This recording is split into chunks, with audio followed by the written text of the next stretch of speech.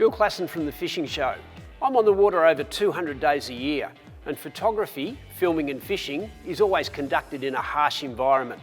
So protecting your gear is of utmost importance. Factors like rain, saltwater spray, hard knocks and unpredictable weather are always things you have to cope with.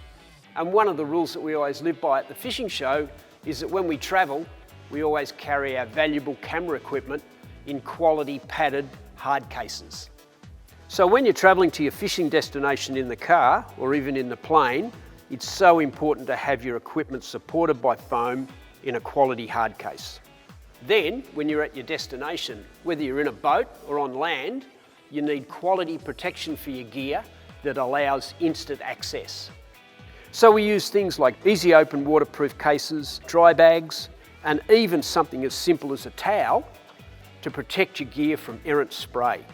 And lastly, maintenance is pivotal. At the end of every day, our camera operators carefully wipe down all our gear and pack it back in the padded cases.